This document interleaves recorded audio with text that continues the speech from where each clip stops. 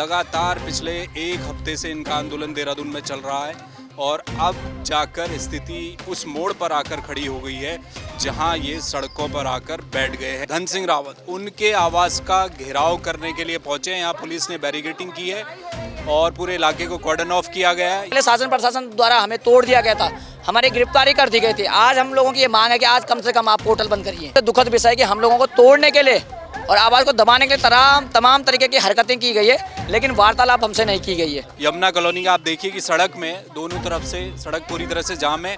ये मंत्री आवास जो है सामने ही है। यमुना कॉलोनी में सारे मंत्री यहीं रहते हैं, उनके आवास हैं। वहीं स्वास्थ्य मंत्री के घर का घेराव करने ये लोग आज निकले थे, लेकिन पुलिस ने बैरिकेडिंग की, उन्हें रोका गया। नर्सिंग अधिकारियों का आंदोलन लगातार देहरादून में जारी है। आज जो मंत्री हैं, विभागीय मंत्री धन सिंह रावत, उनके आवास का घेराव करने के लिए पहुंचे हैं। यहाँ पुलिस ने बैरिकेडिंग की है और पूरे इलाके को कॉर्डन ऑफ किया गया है। यहीं पर सड़क में यमुना कॉलोनी के रास्ते में ये लोग बैठ गए हैं। मांग क्या है? क्योंकि आज पोर्टल में जो भर्ती परीक्षा को लेकर इस समय कार्रवाई चल रही है, उसे रोकना चाहते हैं। नवल पुंडीर मेरे साथ हैं, नर्सिंग एकता मंच के अध्यक्ष। नवल भाई, आज कौन सी डेट है? आज आप लोग कह रहे हैं कि पोर्टल में आखिरी दिन है। अनिश्चितकाल धरना प्रदर्शन का आज हमारा 7वां दिन है। पोर्टल जो लिखित परीक्षा पोर्टल है, इसकी 17 तारीख तक आज डेट है और हमारा लगातार सरकार से जो 4-5 मांगे हैं कि आप पोर्टल बंद करिए। आप जो 2500 पद IPHS मानक के तहत हमारे पद है, इंडियन पब्लिक हेल्थ स्टैंडर्ड के मानकों के अनुरूप आप वर्षवार भर्ती करिए। राज्य के मूल निवासी को उसमें प्राथमिकता दीजिए। साथ ही साथ आप ओवर एज हो चुकी हमारी महिलाएं हैं, उनको आप इसमें थोड़ा छूट दीजिए। और हम ये चाहते हैं कि आज हमारे द्वारा इससे पहले CM आवास कूच किया गया था, उससे पहले भी हमारे द्वारा सचिवालय घेराव भी किया गया था और आज हम स्वास्थ्य मंत्री आवास कूच में हम आज बैठ चुके हैं, क्योंकि इससे पहले शासन प्रशासन द्वारा हमें तोड़ दिया गया था, हमारी गिरफ्तारी कर दी गई थी। आज हम लोगों की ये मांग है कि आज कम से कम आप पोर्टल बंद करिए।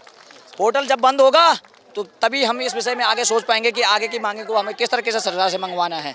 तो आप कहीं भी हो, आप अपने एक फ़ोन कॉल के माध्यम से विभागों में कॉल करके इसको बंद करवा सकते हैं। ऐसे हमें आपसे अनुरोध है, स्वास्थ्य मंत्री जी इस ओर ध्यान दें। और अगर आप चैनलों के माध्यम से देख रहे हैं, क्योंकि आप लगातार साथ देख रहे हैं, 7वां दिन नर्सिंग एकता मंच उत्तराखंड का है। और साथ बातचीत हुई इस समय प्रशासन की ओर से, शासन की तरफ से कोई आया हो जिसने बात की हो?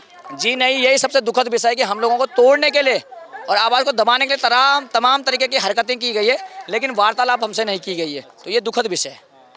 तो कोई अगर सरकार कोई बीच का रास्ता लेकर, क्योंकि बात ही नहीं हुई है तो बीच के रास्ते का भी कोई मतलब अब बनता नहीं है, तो आप चाह रहे हैं कि इस परीक्षा जो प्रणाली है इसे ख़त्म किया जाए, वर्षवार हो, या कोई वेटेज की आप मांग कर रहे हैं? देखिए, हमारी तरह से सीधी सी बात है, कोई वेटेज की मांग नहीं है। आप जो हमारे 3-4 बैच बचे हुए हैं, इनको आप वन टाइम सेटलमेंट के तहत एक बार और आगे करिए।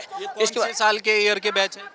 ये हमारे 2014-2015 के लोग अभी हैं और 2025 के साथ एग्जाम में बैठने की बात कर रहे हैं, क्योंकि जबकि इससे पहले हमारे नर्सिंग के उसमें कभी एग्जाम हो ही नहीं है। तो अभी समय ऐसा किया, परिस्थिति विषय इस परिस्थिति उत्पन्न हो गई है कि आपको एग्जाम करवाना पड़ रहा है।